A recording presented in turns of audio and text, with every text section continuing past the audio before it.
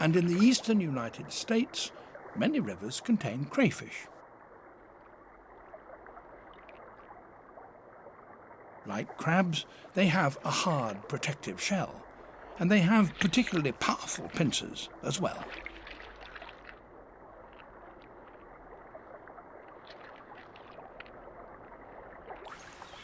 The queen snake, however, eats crayfish and nothing else.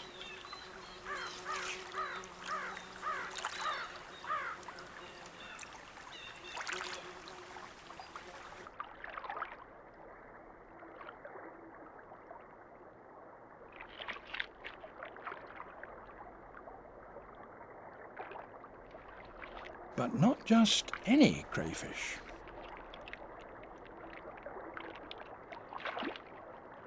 It's very selective. Crayfish, as they grow, shed their armour. Every 3 to 4 weeks, a split appears across the back of its shell.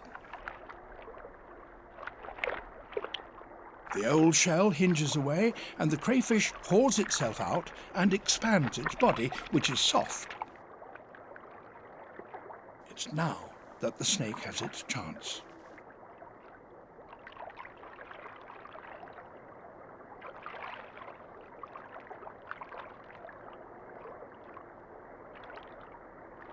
A newly molted crayfish looks much the same, but it gives off different chemicals that the snake can detect in the water with its tongue and from some distance away.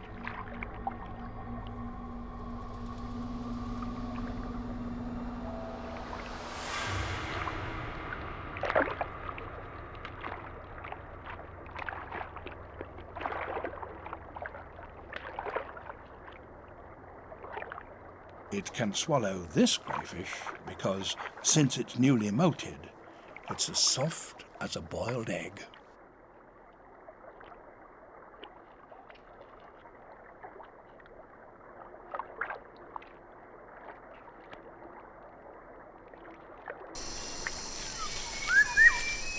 They are one of the most intelligent animals on Earth. To film the behaviour of these shrewd primates requires an exceptionally lifelike spy creature. To be totally convincing, spy orangutan must mimic their facial expressions. Rather than bare her teeth, she needs to appear friendly. By sending out the right signals, she soon draws attention. Adult males are always interested in any new female. But he needs some convincing that all is quite what it seems. Spy orangutan pouts her mouth, a sign she's not a threat. As news gets around, a young male comes to investigate. And he too seems unsure. Time for some careful reflection. He keeps a safe distance and finds an imaginative way to test the spy creature's reactions.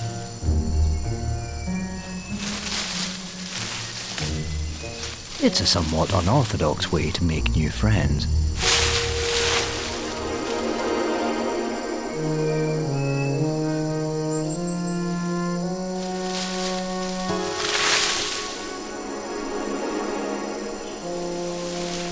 Solving problems creatively is proof of a clever mind.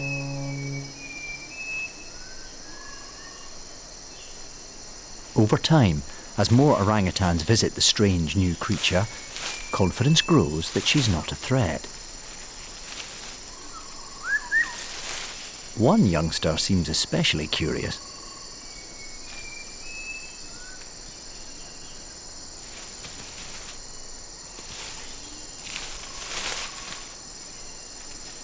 Young orangutans learn by constantly interrogating their surroundings and everything in it. Spy orangutan captures a unique view of an intelligent young mind developing.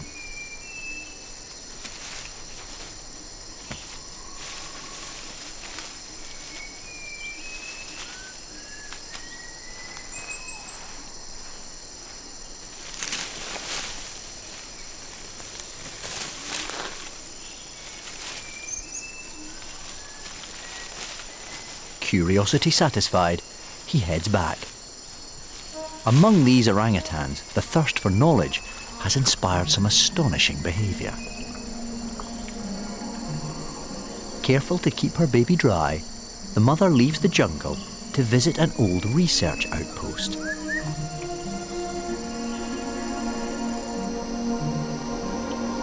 This is the human world, a treasure trove for inquiring minds.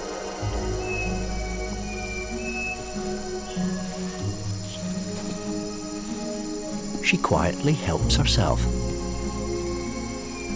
A bar of soap.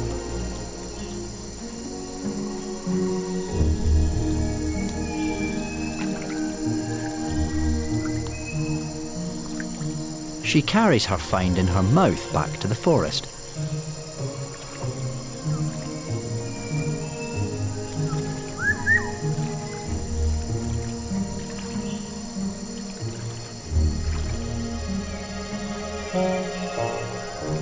And joins a friend.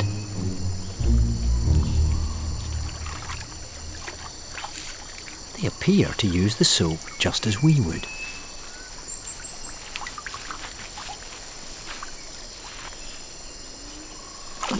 Around 40 years ago, rescued orangutans released here learnt to use soap by watching local people washing in the river. But remarkably, these orangutans were born in the wild, so the idea has spread among the wild population.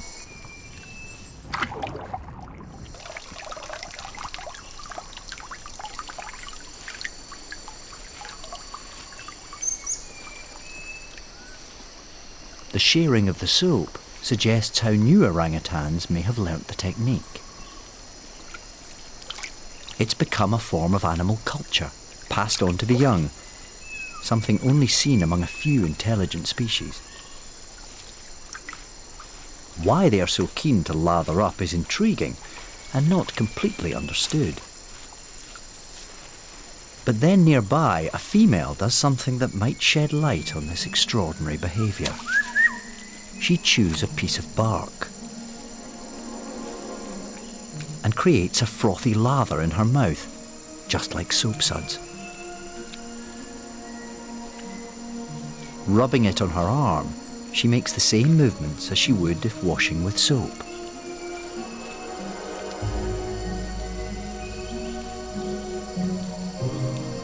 But then starts to eat it.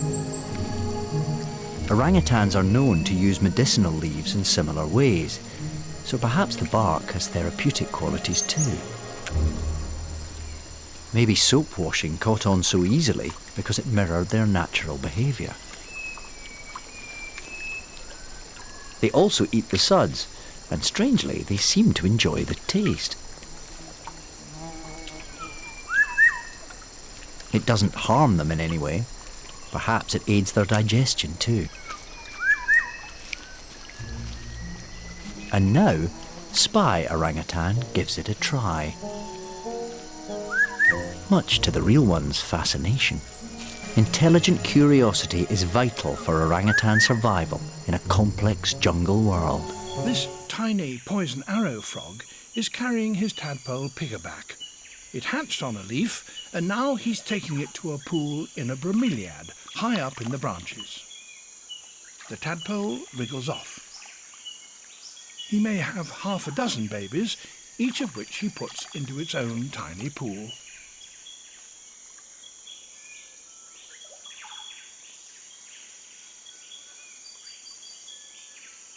He makes regular tours of all his nurseries, checking on his tadpole's welfare.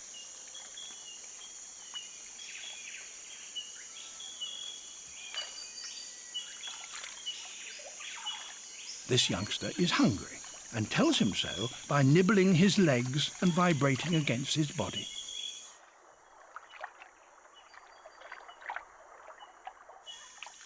But the male can't feed the tadpole himself. He needs help.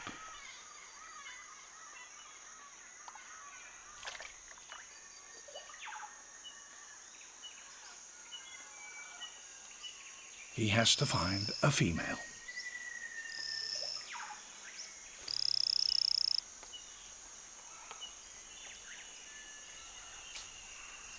There she is.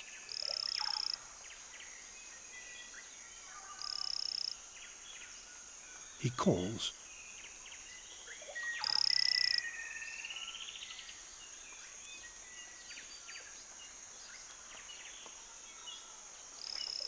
And she follows.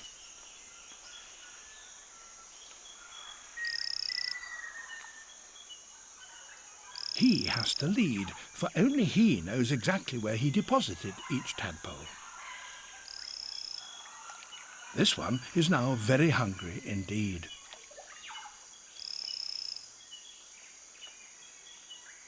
He calls to the female encouragingly.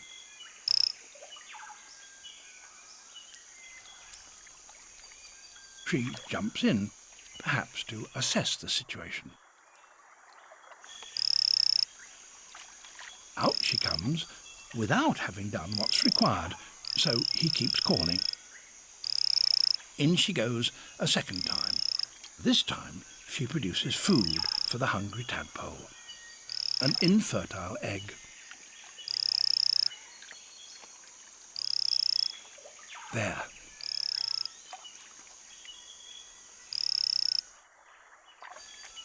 Out she comes, and mother and father embrace.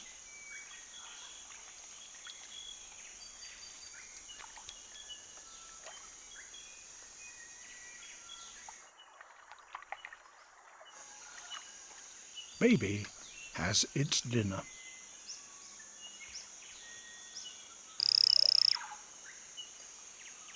He's a marine iguana.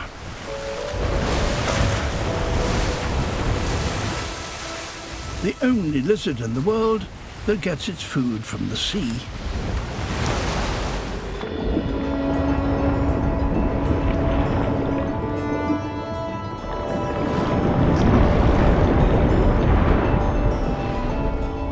The seaweed on which he totally relies only grows in abundance here because of the nutrients brought by the Cromwell current.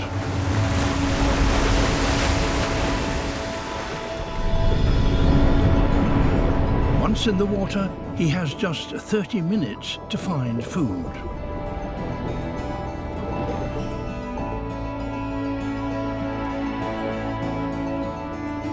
Any longer than that, and his muscles will seize up and he'll drown. For like most reptiles, he can't handle the cold.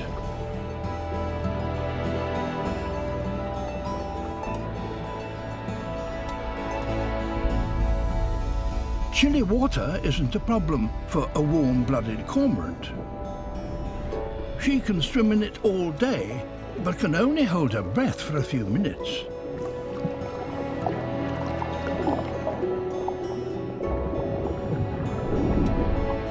He, on the other hand, completes his whole half-hour trip on one single breath. His flat face and sharp teeth make him an efficient seaweed cropping machine, but with the clock ticking, he must eat fast. The cormorant, having caught its fish, goes back to the surface. One last mouthful, and it's also time for the iguana to head for home. But to stop his muscles from seizing up in the cold water, he must get back quickly.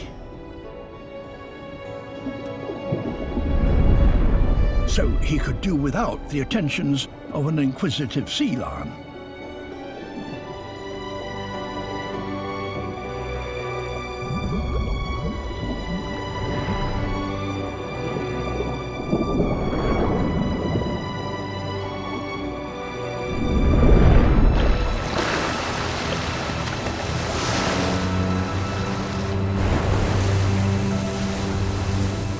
Dry land is now just 30 meters away, but the biggest hurdle is still to come.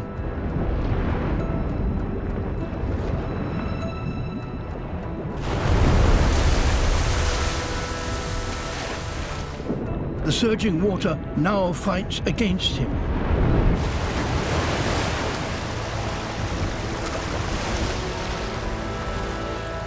He's out, but he stayed in the cold so long that he's lost his strength.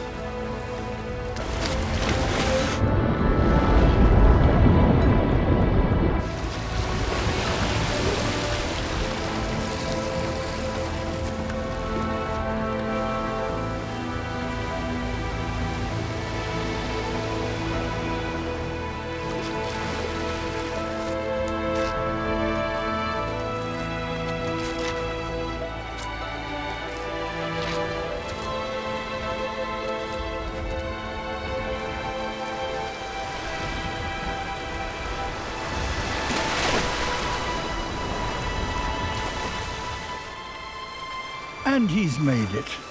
The pika, a rather adorable relative of the rabbit. It's August and summer is in full bloom.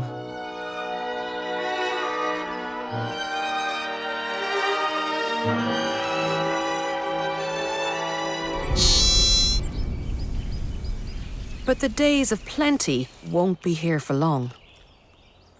These slopes are only free from snow for 10 weeks a year. When winter comes, this pika will be trapped in its burrow.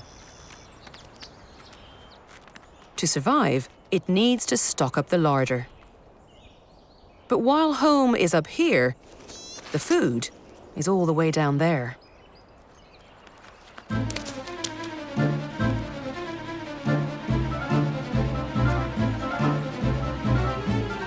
Every summer, pika must collect enough plants to see them through the tough times to come. Multiple trips are inevitable.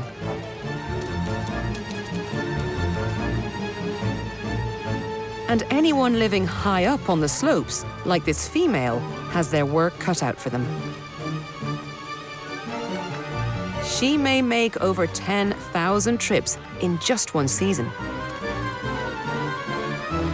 And the grand result of this frenetic activity is a haystack.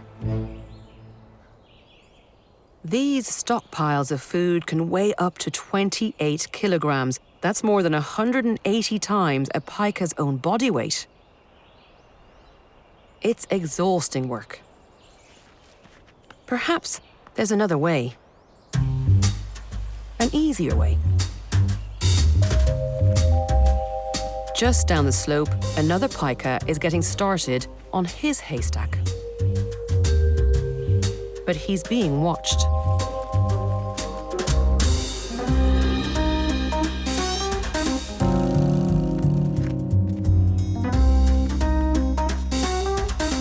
It's daylight robbery. But this is not just reckless behavior. By taking food that's so much closer to home, our pika is saving precious time and energy. It's so tempting, she may well become a repeat offender. But it's a risky business. Caught red-handed.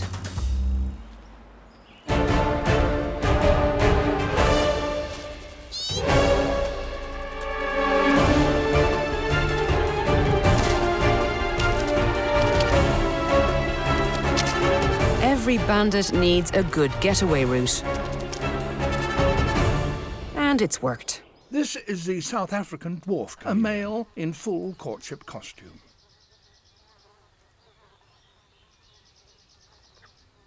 This, somewhat less colourful, is a female.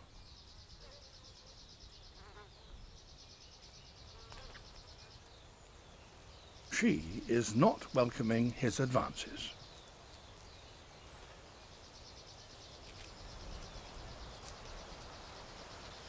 As her mood darkens, so does her skin.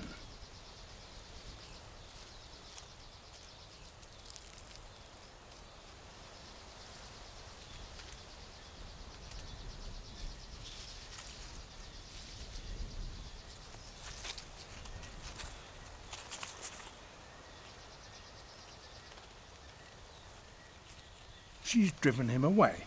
But why?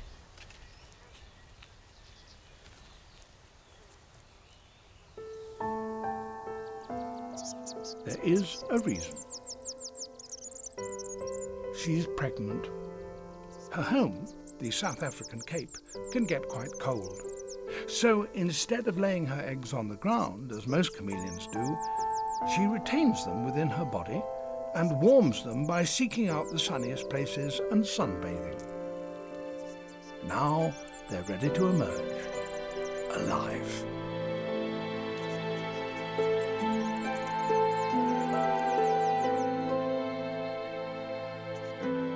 Producing babies in the branches might seem to be a risky business, but the membrane enclosing each one will stick to a twig, if it hits one. And when at last the babies disentangle themselves, they immediately deploy their formidable chameleon grip.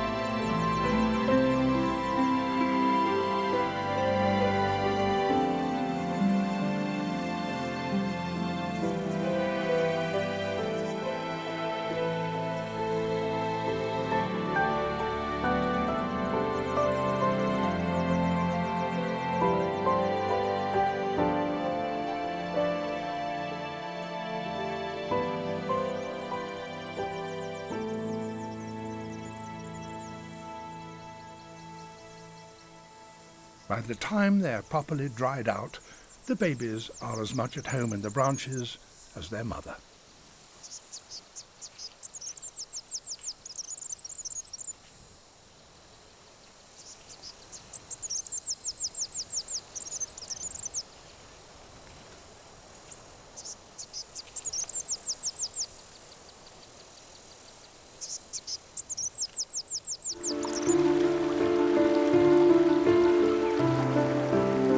Here, in the Dev Bhumi, the spring melt is now in full swing. It's said that the goddess Ganga was called to earth to purify mankind and cleanse the ashes of the dead. Ganga agreed to come, but fell from heaven with such force that she would have destroyed the earth. So another god, Shiva, caught the deluge in his hair, distributing it into gentle streams. These sacred streams, cloudy with minerals washed off the land, merge with others, forming a river.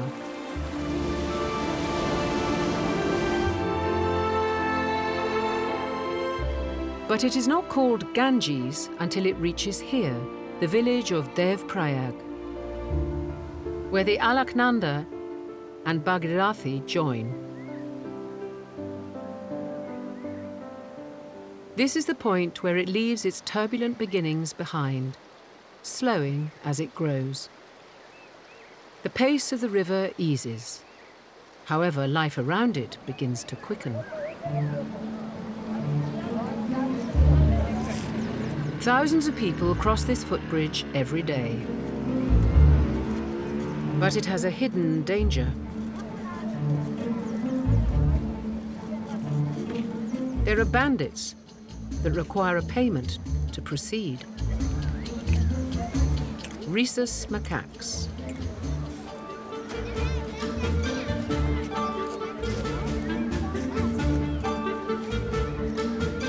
As natural climbers, these monkeys have no trouble navigating the high wires of the bridge. They are born opportunists and can't turn down the prospect of an easy meal. Some travellers offer up payment freely, whilst others need more persuasion or a helping hand to give up their goods. For the monkeys, it's easy living. They've adapted well to the urban jungle. Here in the mountains, they have the biggest species of honeybee in the world, the giant cliff bee. Their hives are built high up on the exposed rock. On this one cliff alone, there are over 2 million bees. Workers returning to the nest, laden with nectar and pollen, tell other members of the hive where they've found their food by performing what is known as a waggle dance. The directions are coded in the dancers' body positions.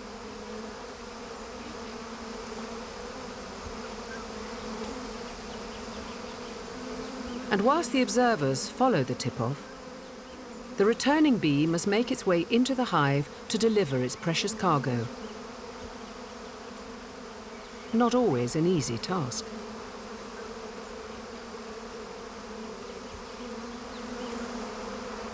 Because the hive is fully exposed, the only way the bees can defend it is with their bodies.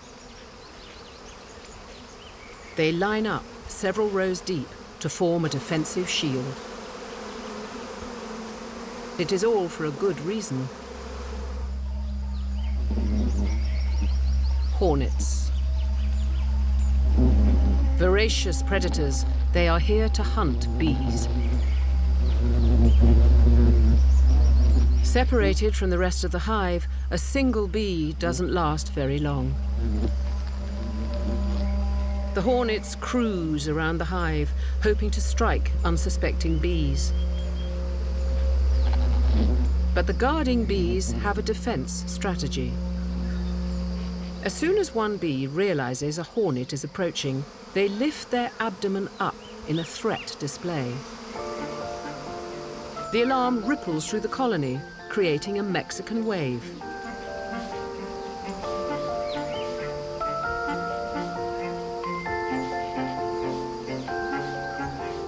This coordinated visual display shows the hornet that it's dealing with an army rather than a single soldier.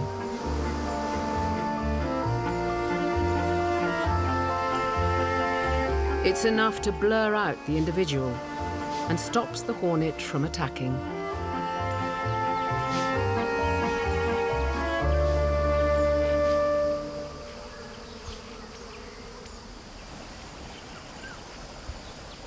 It's not just hornets that are interested in these giant bees. For the people of the Himalayas, hidden in the hive is nature's superfood: honey. In India's neighbour Nepal, they use smoke to help them access it. Believing there to be a forest fire, the bees start to evacuate the hive.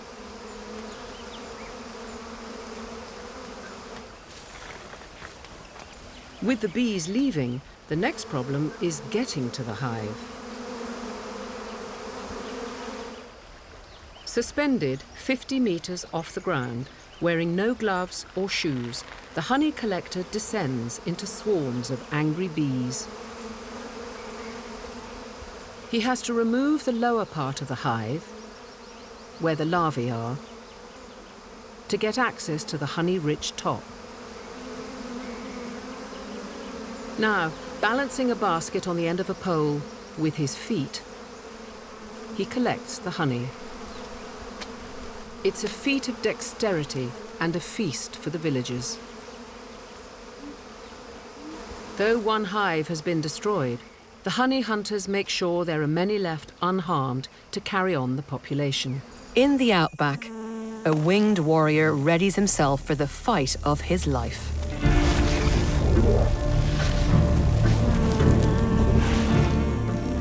This male Dawson's burrowing bee is waiting for a mate. And he's getting impatient. Beneath this baked earth, thousands of females have been dormant for nearly a year.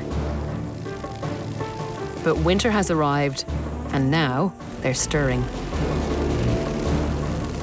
The male's wait is nearly over. But he's not the only one waiting.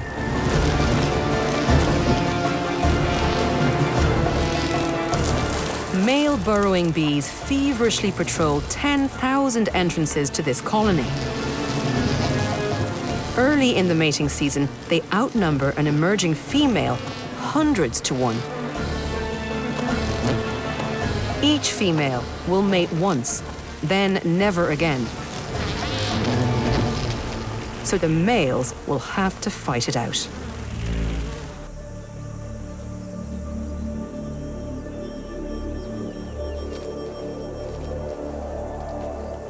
The white face of an unsuspecting female.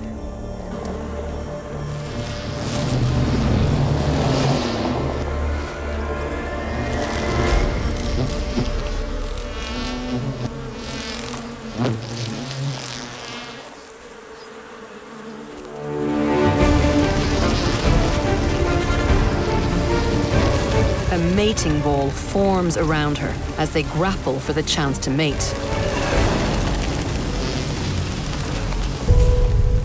Males attack rivals using their powerful jaws and spiny legs.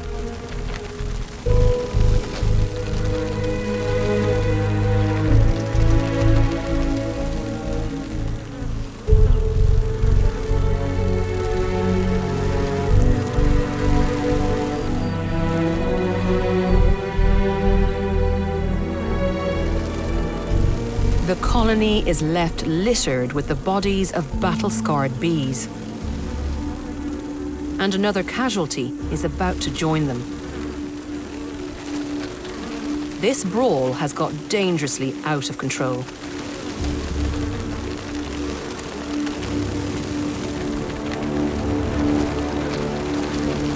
In their frenzy, the males have accidentally killed the object of their affection.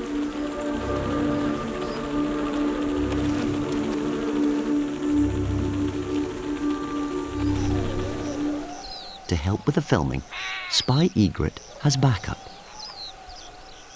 This is Dung Cam, a camera based on a pile of elephant poo. It even smells the part. It's designed to film on the move. Its zoom lens can capture the elephant's every move. That's not all. It can release a team of spy dung balls to litter the savannah with yet more cameras.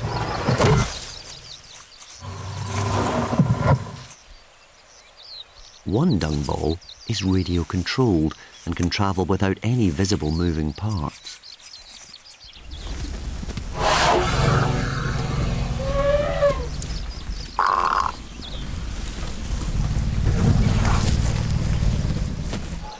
With the action covered from every angle, it's time to see what this elephant family gets up to. The babies must learn the rules of behaviour at an early age.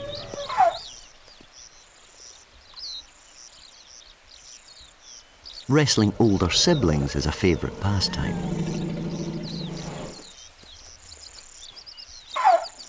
They learn their own strength and, crucially, how to play nicely with each other. It's the older elephants who make sure they don't cross the line. It takes a few years before they're big enough to do real damage. But as they get older, they need to be reined in. Those who overstep the mark soon know it. The rules are strict for everyone when the family is on the move. To follow them, Spy Egret and Dung Cam join forces. For their own safety, the babies must stay next to their mothers in the centre of the herd. The elephants are heading to the swamp.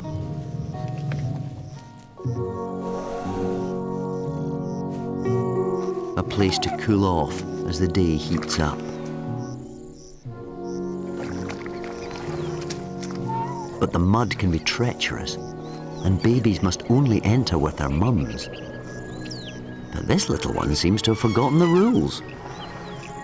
Chasing egrets is irresistible. But as the herd enter the swamp, the baby is being left behind. Realizing his predicament, he looks for his mother and thinks he's found her.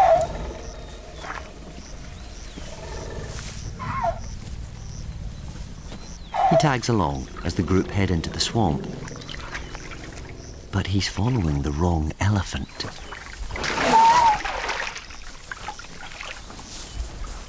With his mother nowhere to be seen, he's lost in a confusion of trunks and legs.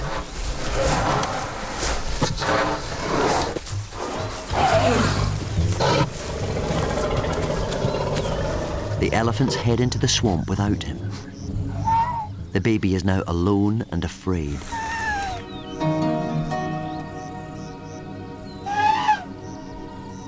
While his herd appear to have forgotten him.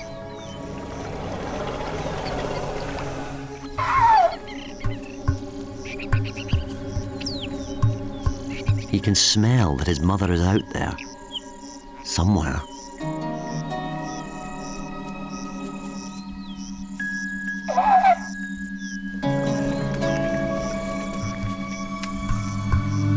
But entering the swamp alone could be deadly for one so small.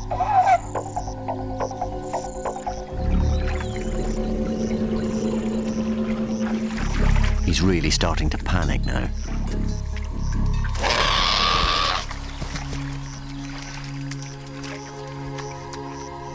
His mother is inexperienced.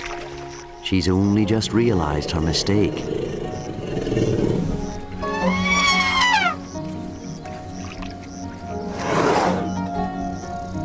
Both will have learnt from what happened.